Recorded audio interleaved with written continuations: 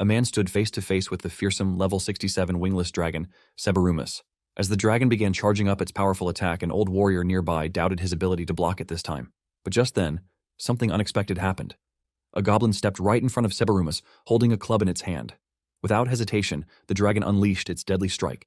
Yet the goblin countered, attacking Sebarumus with the club in hand. Shocked, the man watching exclaimed in disbelief. The goblin hadn't just cut the dragon, it had crushed it. Sebarumus was killed with a single strike. The man wondered if this goblin was actually a summoned creature. The old warrior pointed toward a hilltop. Everyone turned their eyes to the hill, spotting someone standing there. The group began murmuring, convinced that the figure had summoned the goblin. But before this happened, let's go back where it all began. The scene then shifted to our MC Kim, working hard at a construction site, lost in thought. He reflected on his identity, a goblin, a creature considered weak, meant only for low-level dungeons. No matter how much experience a goblin gained, it remained a goblin. While humans could win the lottery and become rich overnight, goblins stayed stuck in place. Nearby, two workers were having a conversation. One mentioned Mr. Cha, who had been skipping work. The other added that Mr. Cha was deeply into a game called Heaven's Door and had supposedly gained a hidden class. Hearing this, the first man remarked that getting a hidden class was like striking gold. He was about to earn a fortune. Their words echoed in Kim's mind. Heaven's Door, the trending full-dive VR game, felt more real than reality. Though expensive, internet cafes across the country had adapted to this tech, allowing even broke people like him to enjoy it. The demand for the game led to in-game items gaining real-world value. Heaven's Door had become a true game changer. Though he once enjoyed it, now it only brought frustration. Back in the game world, Kim was mining with dedication. After much grinding, he managed to collect 3 ores. Frustrated, he cursed his fate. Despite all his efforts, he felt buried in debt. There was no sign of becoming a legendary hero, dating a beautiful party member, or finding a happy ending. Heaven's Door had become just another grind. But luck suddenly shifted. He discovered an advanced healing crystal, worth at least 300,000 won if exchanged. Joy overwhelmed him. Laughing like a madman, he reminded himself why he kept mining. Just then, a beautiful woman appeared, catching his attention. She noted that he had been mining daily, assuming his mining skill was high. When asked, he admitted it was decent. She explained that her party was blocked inside a dungeon by a massive rock. Despite having strong teammates, none had mining skills. They needed a skilled miner's help. Kim hesitated, saying his level was too low to safely enter the dungeon. A dwarf nearby assured him they'd handle the monsters. He just needed to mine. Then, with a bitter tone, the dwarf expressed frustration at being stereotyped for mining, reminding everyone that dwarves weren't just tools. Kim considered the offer. Joining their party could help him gain EXP and access rare ores. Still, he doubted his safety. After all, while death wasn't permanent in the game, there was always a risk. Suddenly, the woman grabbed his hand. She apologized, admitting she had a thing for strong-armed miners. She told him it was okay if he refused. Without hesitation, he accepted. Inside the dungeon, fear crept in as Kim faced a level 9 Grey Wolf. Though the monsters were low level, they still outclassed him. The wolf lunged at him, but the woman, Catherine Lee, a level 39 magician, instantly eliminated the threat with her salamander flame skill. She checked if he was okay while he was in awe of her power. She had wiped out the entire wolf pack in one move. Catherine asked him to stay close. It was dangerous to be alone. Blushing, Kim imagined a romantic future beside her. His thoughts raced toward the pink romance route he had always dreamed of.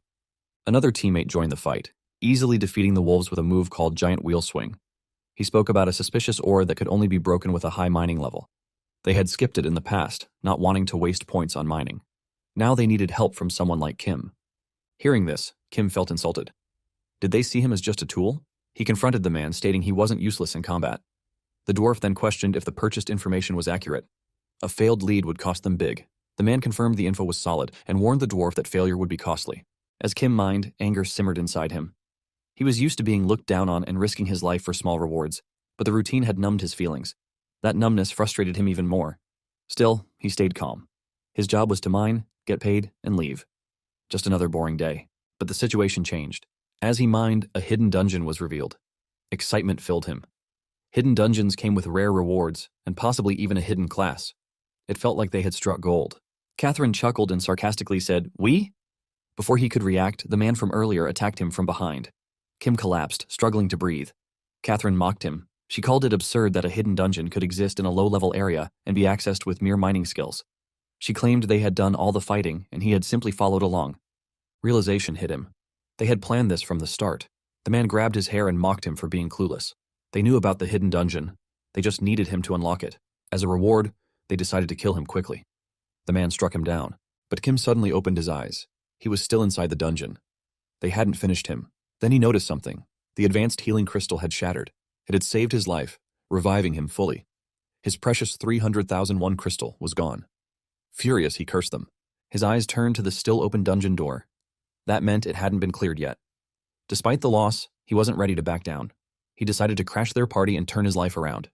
Those who looked down on him would regret it. He jumped into the dungeon, landing hard. The stairs confirmed he had entered the hidden area. As he looked ahead, he spotted something massive, a goblin shrine. A smug-looking goblin sat on a throne. He was confused. A hidden dungeon filled with goblins? It felt too easy. Something was off. The silence was eerie, and he couldn't find the others. Suddenly, his foot bumped into a body. Looking down, he was stunned. The dwarf from earlier lay unconscious on the ground. The system asked Kim if he could use a revive skill. He replied there was no such skill. It seemed like he was deliberately avoiding pressing the revive button just to not miss the hidden dungeon. His greed was evident. Then the system gave him a warning, stating that this was a high-difficulty dungeon, far beyond his current level, and urged him to exit immediately. Surprised by the message, he turned around after hearing someone scream.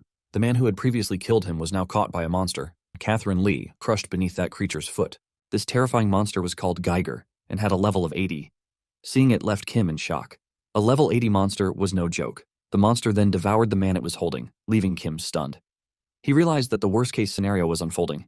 Many games had aimed for realism before, but Heaven's Door went a step further by including the sense of touch, along with the pain that came with it.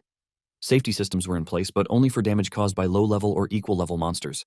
Catherine Lee started calling out for help. Kim, feeling helpless, knew there was nothing he could do against such a monster. Pain and trauma didn't disappear just because a character revived. They directly affected the brain. In severe cases, they could even lead to brain death or real death. Running away, he thought about how he couldn't allow that thing to be the one to kill him. This situation wasn't his fault. His teammates had abandoned him first. He was weak, so of course, he couldn't help anyone. Survival was his only choice, even if he had to do it alone. Suddenly, the system notified him that the Goblin Lord felt a sense of kinship with his cowardice and weakness. Shocked, he questioned the label of being weak and cowardly. He didn't want to be like this. He hadn't chosen powerlessness. If he had even a little strength, he wouldn't have run away. At the same time, the monster crushed Catherine Lee under its foot. Kim was filled with frustration. He had only wanted a decent job where he wasn't looked down on.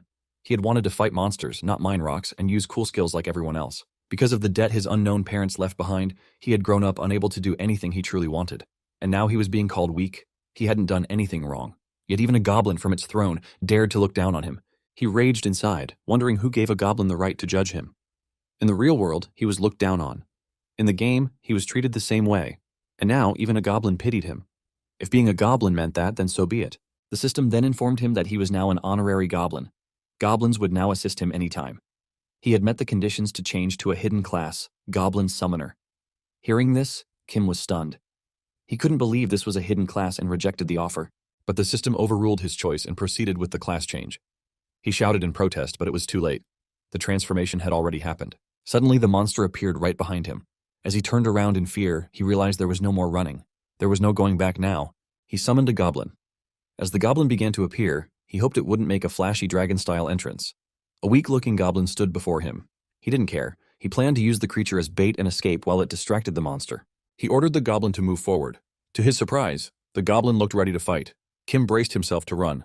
But in a single instant, the goblin sliced the monster into two pieces using just a chunk of meat it held in its hand. The monster was defeated in one blow. Kim gained a significant boost in experience points along with two new skills, Feed Goblin and Walk Goblin. Even the summoned goblin gained a large amount of experience. Staring in disbelief at what had just happened, Kim stood silent, trying to process it. That seemingly weak goblin was actually at max level. In the gaming world, after Catherine dies, the scene shifts to the real world. Inside the gaming capsule, Catherine screams violently. A man rushes to her and quickly removes the device from her eyes, realizing this shock might be something she can't return from, even after retiring. Meanwhile, Kim's goblin is seen fiercely defeating multiple monsters.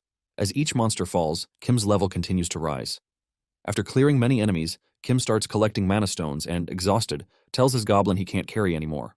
At this point, Kim has reached level 31 and has gathered several items in his backpack. Kim reflects on his progress, realizing he cleared the hidden dungeon the moment he caught the Geiger. But since the party members who defended him are dead, the only way to return would be dying. He's surprised that his goblin, who cleared the mine dungeon alone, didn't level up even once while he reached level 31. The system offers no information about the goblin, making Kim suspicious. It doesn't make sense that such a low-ranking mob is this strong. But Kim brushes it off, deciding to take full advantage of this bug before the developers patch it. With this goblin, he no longer needs to mine and believes he can become the best in Heaven's Door. Later, Kim visits a bank where a lady informs him that everything, including the wolf pelts, totals around 97,000 won. She asks if he wants the amount transferred directly into his account.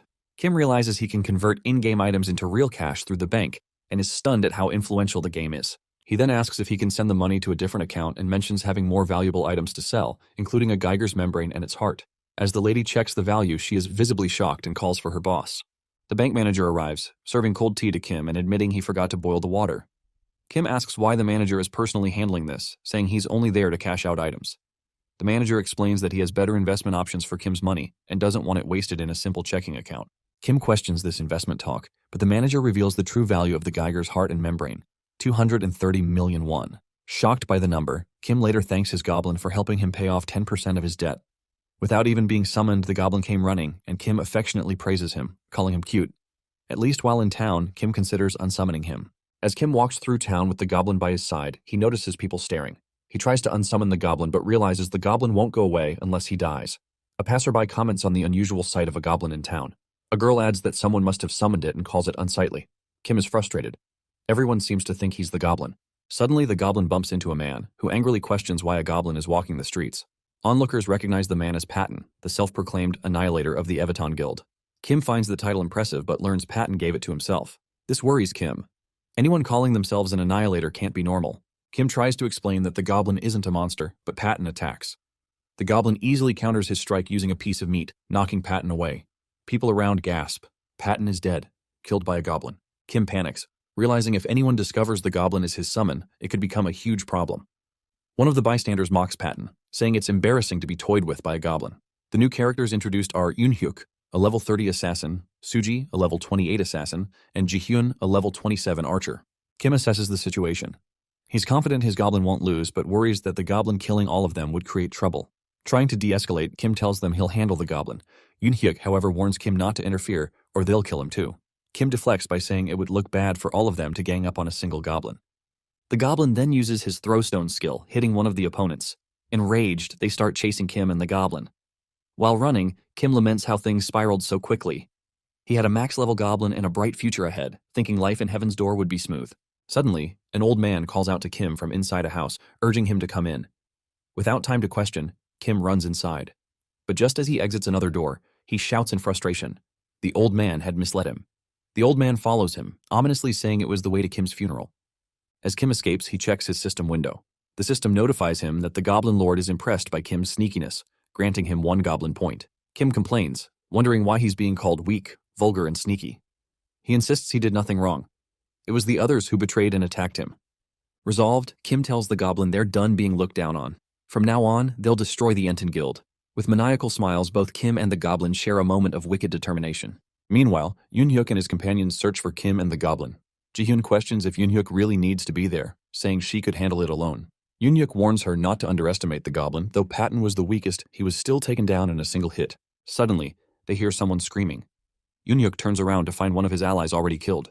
The goblin appears behind him. Yoonhyuk swings his sword, but it doesn't affect the goblin. He realizes what he saw earlier wasn't a trick, he could actually die.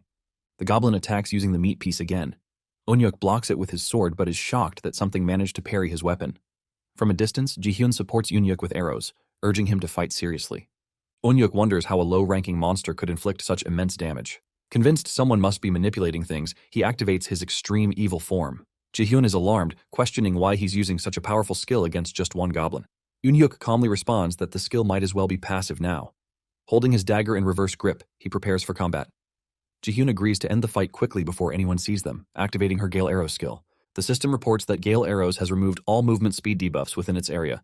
Yoonhyuk charges at the goblin, but again, the attack has no effect. Confused and afraid, Yoonhyuk starts to panic. The goblin smirks and knocks Yoonhyuk away, sending him flying past Jihyun. Suddenly, Kim appears before Jihyun and mocks her earlier confidence.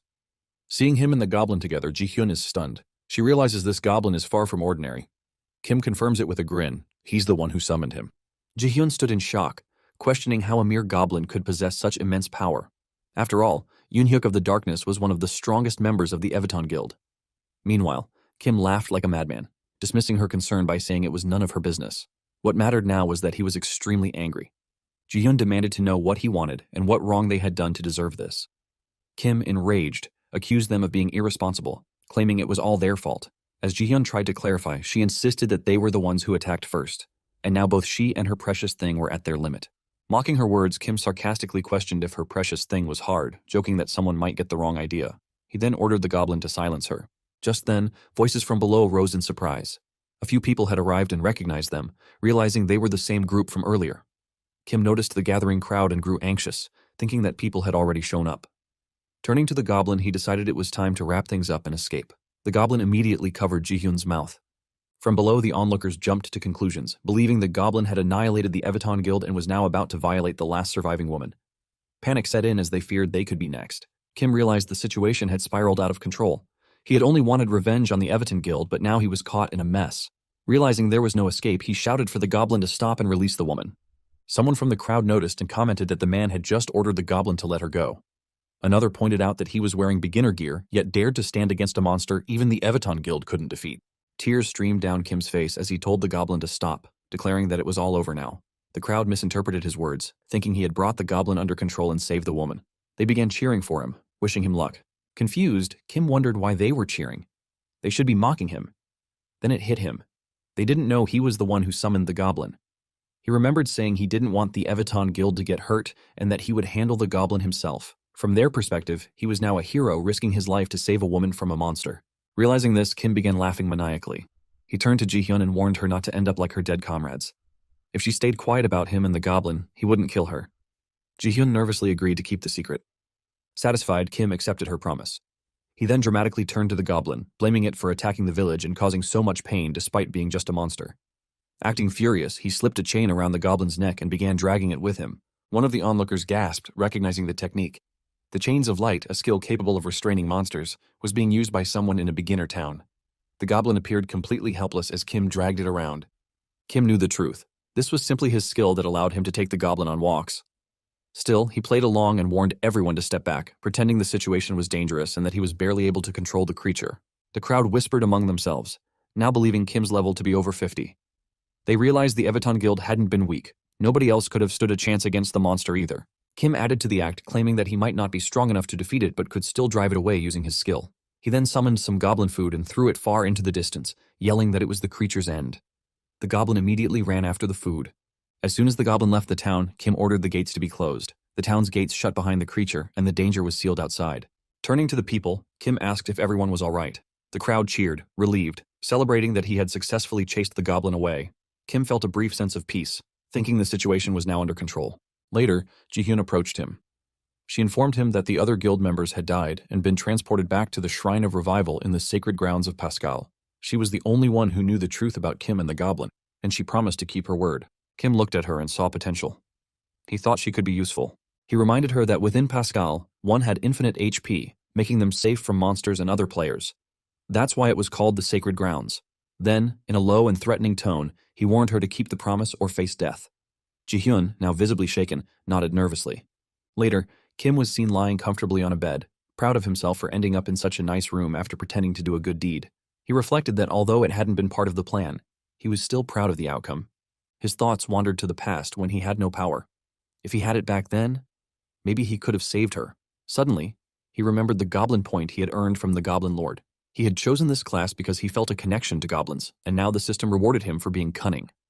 Opening the skill shop, he noticed that all advanced skills were locked, leaving him with only one choice. He wondered what the Rally skill did. The system activated the goblin skill Rally, and the goblin appeared instantly. Both Kim and the goblin were thrilled. Kim realized it was a summon recall skill. Panicking, he warned the goblin that if anyone found out it was still around, they would both be in big trouble. Suddenly, someone arrived at the gate and asked if Kim was all right. He calmly responded that he was fine. The goblin picked up its weapon and Kim quickly apologized, asking it to put the weapon down. He reassured the goblin, saying he understood. That night, Kim looked at the goblin and saw himself in it. Even though the goblin hadn't done anything, it was mocked and attacked without reason. Just like him, this world, he thought, was full of motherfuckers. After that, Kim entered the bar where a man confronted him, calling him the guy who saved a member of the EveryOne guild yesterday. Kim confirmed it casually, but internally felt uneasy in the crowded bar without his goblin by his side. Eunhyuk approached and acknowledged that there had been no reason for Kim to help them, especially after they'd declared themselves enemies. Still, he expressed gratitude. Kim silently wished he would stop thanking him with that intense glare. Eunhyuk reassured Jihyun that Kim had no intention of fighting. Meanwhile, Jihyun realized the goblin wasn't present and worried that everyone was being fooled by him. Kim admitted that despite their past conflict, he helped them because he needed something. Yoonhyuk accepted that and stated that the EveryOne Guild always repaid its debts and was willing to assist Kim in any way possible. Kim explained that farming in the beginner area no longer yielded much for him. Now that he was over level 30, he wanted to move to the next zone and asked if they knew how to get there. Yoonhyuk mentioned Fiorendel and referred Kim to someone who knew the path. An older man stepped forward, claiming to be familiar with the route. Kim grabbed his hand, prompting the old man to apologize. Then he acknowledged that Kim must be very strong for handling that goblin alone, possibly even stronger than them. This caused Patton the Annihilator to flare up with anger. Kim thought to himself that wasn't true and admitted that if Patton had attacked him yesterday, he would have died in a single hit. The old man began explaining that the beginner area, known as Lev, had 5 regular dungeons: the Grass Zone, the Mine Dungeon, the Dark Forest Zone, and others. These were open field dungeons that could be entered at any time. However, to leave Lev, one had to clear a raid dungeon. Kim confirmed whether that meant defeating a raid dungeon boss. The old man clarified that raid dungeons, unlike open field ones, had gates that opened and closed at specific times. They came with limits on attempts and time and served as the final challenge of the area, meant to be attempted only after enough leveling. Yoonhyuk stood up and revealed that Lev's raid dungeon only opened once a month. Their entire group had gathered to clear it. Kim then realized their presence in the area meant that yesterday had been the day the raid dungeon opened. But the goblins' interference had ruined everything, and now they were stuck in Lev until the next raid. Kim was stunned to learn he was stuck there for a month. He thought about how he'd earned over $200,000 from the level 80 monster drops, and how his goblin could easily clear even tougher dungeons. Now he'd be wasting an entire month in a town where he couldn't make money. Frustrated, Kim grabbed Yoonhyuk by the collar and shouted, furious that his precious time was being wasted. He demanded another way. Yoonhyuk replied calmly that everyone was angry about the delay and the guild's debt had been repaid.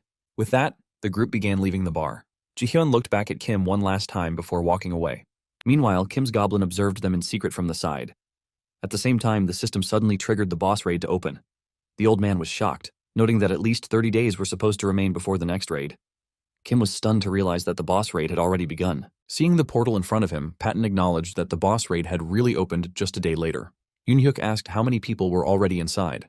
The old man responded that not even one had entered yet, as those who were prepared had already cleared it yesterday and moved on to the next region. Yoonhyuk realized that meant only their group remained this time. Just then, Kim appeared, accusing them of lying. He expressed frustration for believing them when they said he had to wait an entire month. He felt betrayed and blamed himself for trusting others again after everything he had been through.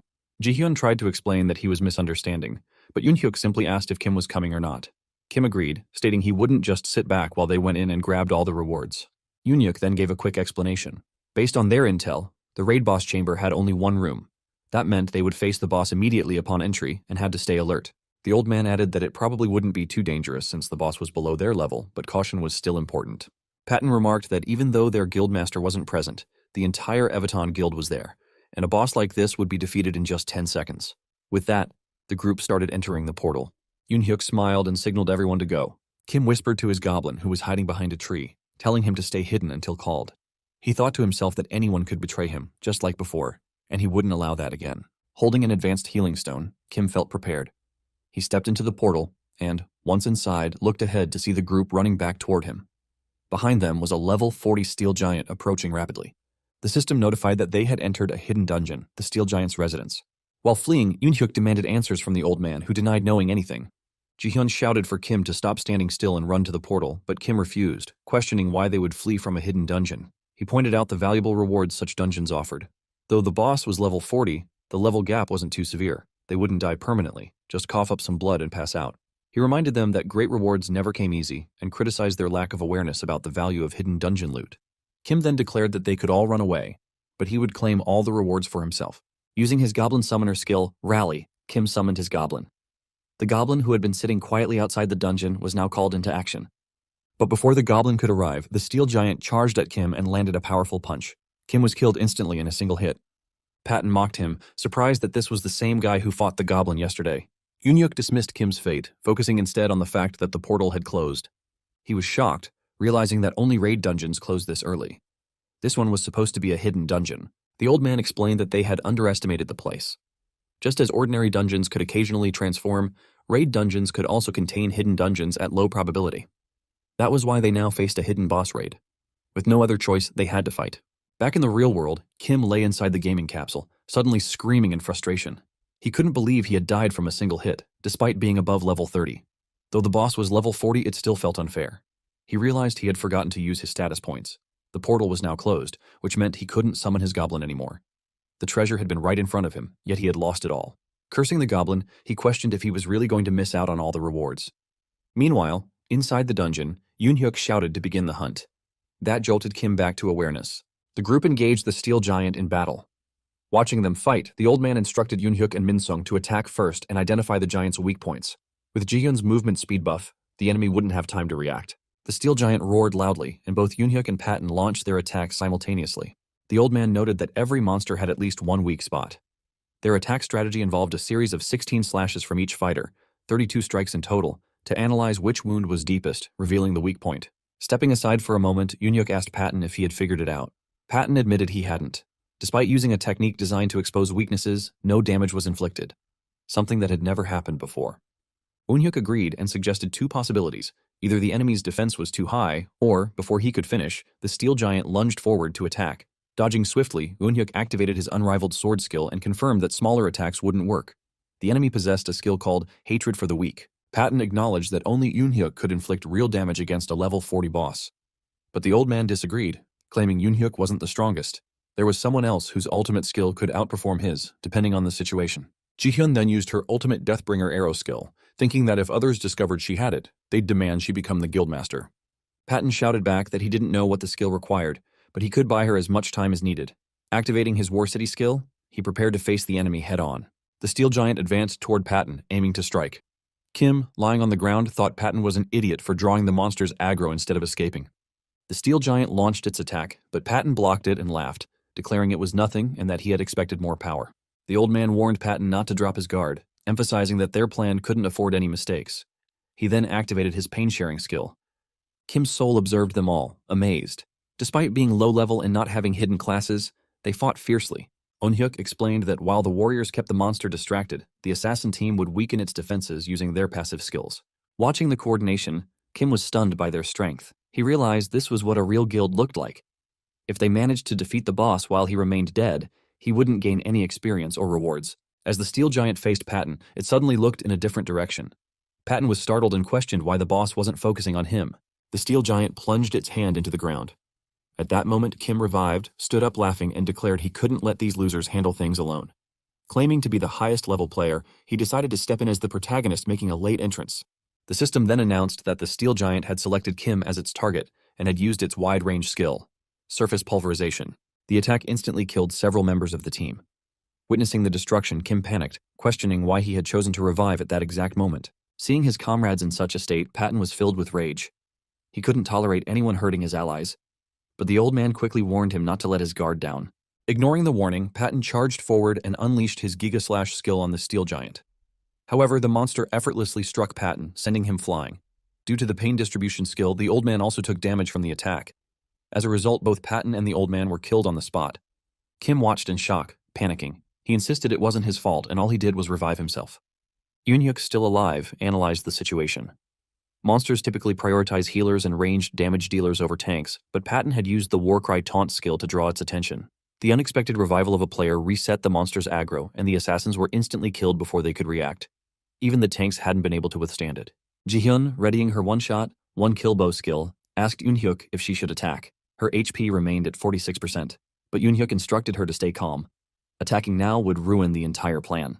He realized that the assassin passive skills hadn't fully stacked yet, making it impossible to kill the monster in a single strike. Moving forward, Yoonhyuk told Jihyun that he would draw the aggro. He warned her not to cancel her skill under any circumstance. Without her one-shot attack, they had no hope of winning. Kim approached Jihyun, asking if there was anything he could do to help, but she dismissed him, stating that without his goblin, he was useless. In her mind, she saw him as nothing but a nuisance. Hearing her response, Kim grew furious.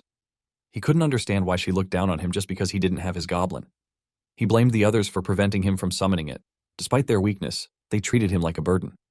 Angry and bitter, he decided to let them struggle and die without his help. The system announced that the steel giant had chosen Jihyun as its next target. As Yoonhyuk had suspected, the monster was prioritizing archers and ranged damage dealers. Yoonhyuk stepped forward, drawing the monster's attention. He declared himself as the real opponent and launched his Twin Blade Rave skill at the steel giant, but the attack had no effect. He continued with another Twin Blade Rave and then again for a third time, each strike more forceful than the last. His goal was to deal enough damage to draw aggro. Only after 3 full-power attacks did the Steel Giant finally consider him a threat. The system confirmed that the Steel Giant had selected Yunyuk as its new target. He thought to himself that although the weak point Severance skill had only 3 stacks, his last attack should have made up for it. Now, all that remained was to buy Jihyun some time. Facing the monster, Yunyuk claimed the next 3 seconds as his own. He activated the Quick Evade skill, which allowed him to dodge all physical attacks for 3 seconds. But then the system alerted him that his MP was insufficient. Shocked, Yunyuk froze. The Steel Giant took the opportunity and struck him down in a single hit. His body was thrown across the battlefield, landing right at Kim's feet. Kim screamed in frustration, furious at how confidently the others had acted, only to end up like this. He regretted reviving himself and believed he should have stayed down. Jihyun snapped back, accusing him of ruining everything by reviving at the worst possible moment. She shouted that she wasn't helpless just because she was charging her bow. Kim grew more enraged, questioning whether they seriously could have killed the monster if he hadn't revived. Jihyun confirmed that they absolutely could have done it if she had just 10 more seconds. In a fit of anger, Kim declared he would rather see everyone die than let them take the reward without him. Suddenly, the Steel Giant let out a deafening roar, startling both Kim and Jihyun. The system then announced that the monster had selected Jihyun as its next target. Jihyun, still charging her bow, stated that now wasn't the time to argue. Although her skill wasn't fully charged yet, it was her only chance to attack. She demanded to know what Kim was doing. With a twisted smile, Kim asked if she was unable to move while charging. As he stepped closer, she warned him not to approach. But Kim picked her up and started running with her on his shoulders. He reminded her she only needed 10 more seconds. Jihyun, shocked by his speed, compared it to Yunhyuk's. Kim had invested all his stat points into agility. Even assassins wouldn't put every point into speed, but he did. Despite not being an assassin, his movement speed matched one. He realized that their argument earlier gave him a goblin point. Confused and annoyed, he suspected the Goblin Lord was mocking him, as goblin points only triggered during subhuman behavior. Jihyun finally announced her skill was ready. Kim told her to fire. She warned him not to rush her. Aiming while moving at such speed was difficult. If she missed, everything would be over. Kim replied that she owed him, for the blood he lost and the greater healing stone he had used. He began circling the Steel Giant, preventing it from landing a direct attack. As the monster turned, Jihyun moved into position behind it, preparing her one-shot, one-kill-bow skill. Just then, the system alerted that the Steel Giant had activated its AoE skill, World Demolisher. Kim realized the hidden boss had been saving a deadly skill. The attack covered all directions. Jihyun, now at just 1% HP, and Kim with only 100 GP due to his earlier revival, would both be instantly killed if hit. Jihyun struggled to aim due to the rubble blocking her shot. Kim said his brain was showing him something. Jihyun asked if it was a solution to their crisis. Kim clarified that it wasn't. It was memories of playing with his friends. Jihyun concluded that he was experiencing his life flashing before his eyes. Then, through a crack in the wall, Kim's goblin reappeared. Seeing it, Kim welcomed the goblin and mentioned how long it felt since he had last used the rally skill. Jihyun watched in disbelief, stunned that the goblin had damaged the dungeon space itself to enter. She questioned if such a feat was even possible. Kim then activated his secret move, Goblin Shield. Laughing, he taunted the hidden boss, calling it the climax of the battle. At last, Jihyun released her arrow. It struck the Steel Giant with full power, killing it instantly. The system declared that they had cleared the hidden dungeon, Chamber of the Steel Giant. Jihyun, overwhelmed, stated they had truly won. Her level rose from 27 to 31. Kim's level also increased from 31 to 34. Immediately after, Kim demanded his reward. After the raid was cleared, all the fallen characters were revived. Yunyuk immediately asked if everyone was safe. Patton confirmed they were, although he could still taste blood in his mouth. He admitted they were lucky it ended when it did. If the boss's level had been any higher, they would have been in serious danger. Even the old man came back to life. Yunyuk then asked for an explanation of what had happened. At that moment, Kim warned everyone not to come any closer. The system notified Jihyun that she had not met the condition for the hidden class. She was shocked, realizing that clearing the hidden dungeon wasn't enough to qualify. Kim reflected on it. Just like how they had gained the Goblin Lord's favor to fulfill their own class advancement conditions, it seemed that hidden classes also required special conditions to be met inside hidden dungeons. Advancing didn't necessarily require defeating the boss, it just depended on fulfilling those specific conditions. It made more sense to obtain the hidden class first, and then defeat the boss. Kim was curious about what class Jihyun could have received, but decided it wasn't the time to dwell on it. His focus now was on the dropped reward. Frustrated, Kim muttered that it just had to happen now. Jihyun interrupted him, saying that even though the final blow came from the two of them, everyone had contributed to the fight. She insisted the reward should be shared after consulting the team. Kim stubbornly refused. Jihyun informed Yunyuk that Kim had been acting like this ever since the battle ended. Yunyuk sarcastically asked if Kim was Gollum. He then calmly told Kim that although they had received his help twice, the boss of the raid was now officially cleared. They had already achieved their goal and didn't intend to fight over any unexpected reward. The old man beside Yoonhyuk whispered that they shouldn't have started this in the first place. Kim snapped, accusing him of betraying him not once, but twice. Yoonhyuk reminded Kim that they could easily take him down if they wanted to. He had no intention of using force, but questioned Kim about the bow, which was clearly a unique item. He pointed out that Kim wasn't even an archer and sarcastically asked if he planned to use the bow to start a fire. Kim knew the truth. Unique items couldn't be sold, and they couldn't be used unless one belonged to a specific class. Even so, Kim insisted he wanted the bow. He complained that everyone else seemed to have one, so why shouldn't he? Eunhyuk told him to stop being greedy and hand the bow over to Jihyun. With a creepy smile, Kim agreed to give up the weapon, but only in exchange for something. Eunhyuk asked what he wanted. Kim stood up and explained that since the item was untradeable, it was essentially priceless. If he were to claim it, others would be at a loss, so they would need to buy it from him. The old man realized Kim had probably stayed conscious after the battle, just so he could sell the item later. Kim's smile disturbed Eunhyuk, who thought he looked just like the goblin from before. Meanwhile, the goblin was watching everything quietly from the shadows. Eventually, Jihyun took the bow and commented on its weight. Kim thanked Eunhyuk for the trade. Eunhyuk remarked that Kim really had a talent for being hated and asked where he planned to go next. Kim replied that it was obvious. Anywhere that didn't have them in it. With that, Eunhyuk and his team walked away. As they left, Jihyun turned back and gave Kim a small smile. And with that, the EveryOne Guild and Kim officially cleared the hidden boss raid. Kim couldn't help but think about the loss of the unique bow. Though it stung, he reminded himself that he couldn't use it anyway. He had received something even more useful in return. What truly excited him was the real jackpot, an item overlooked by everyone too focused on the unique weapon. Just a while ago, he was only a mining player. Those idiots had failed to recognize the actual value of what he had claimed. For Kim, the unique weapon meant nothing. The real treasure lay elsewhere. And in his mind, they were the ones who betrayed him first. The scene then shifted to Fierendel, where Kim spotted a crowd of high-level players. He noticed one player wearing gear he had never seen before and wondered how much they earned from grinding. The scent of money lingered in the air. But before anything else, Kim knew he needed to upgrade his equipment. Even if repaying his debts was important, it could wait. He remembered how shocked he was to die in one hit from a monster 9 levels below him, even if it was a hidden boss. To be fair, he was still wearing armor from when he was only level 3. Suddenly, the goblin beside him warned him to look back. Kim responded with a threat, telling him not to cause trouble in the village. But as he turned around, he was stunned. A massive boss-level monster stood before him. The sight shocked him. Why would such a monster be here? Sitting atop the monster was a girl. She found it interesting to see someone with a goblin summon, wondering if it belonged to Kim. Her name was Irene, a summoner at level 76. Kim was taken aback. There was someone riding this monster, making it clear it was a summon too. Irene assured him there was no need to worry. Michelle, the monster, remained docile inside the village. Kim quickly realized how strong Irene was. He didn't need to fight her to know that most guilds, even EveryOne, stood no chance against her. Irene then addressed him warmly, asking for his name. Kim gave it. But she clarified she meant the child beside him, the goblin. She had heard Kim call it that and asked if he hadn't named it yet. Kim dismissed the idea. He saw no point in naming a summoned monster and found it absurd that she would call it cute. Irene gently warned him that one-sided relationships were bound to be unstable. She pointed out how the goblin had already taken an aggressive stance to protect a master who hadn't even given him a name. With a cryptic farewell, she expressed hope that Kim wouldn't remain so dull the next time they met. She rode off with her summon, leaving Kim to grumble. He sarcastically thanked her for the advice, insisting he didn't need it. In his mind, he and the goblin had no problems. They marched off together. Later, a man pointed out that Kim's equipment was literal trash. At this point, wearing actual garbage would have been better. Kim admitted that's why he had come, to buy better gear. The man mocked him, saying it might be too good for trash like Kim. Kim found a chest plate and decided it would work. He calculated the cost, 350 gold, roughly $40 in real money. Even with a max-level summon, if Kim died, it would be over. That's why he needed at least minimal defense stats. After selling the armor, the man complimented Kim's choice, sarcastically suggesting he use it well since it was made with high-quality steel, meant for idiots like him. Kim put on the armor but found himself unable to move. The man quipped that people like him were better off not moving at all. Kim regretted his decision. He had invested all his points into agility to deal with the steel giant and now had no balance.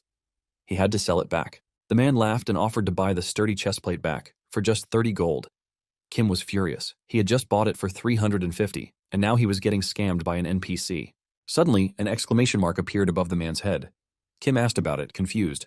The man looked around, seemingly unable to see it himself. He then declared that his hammer was missing. Without it, he couldn't forge anything. Kim pointed out that he had plenty of other hammers, but the man insisted this one was different. He believed it was lost in the underground waterway dungeon near the village entrance. He ordered Kim to go find it.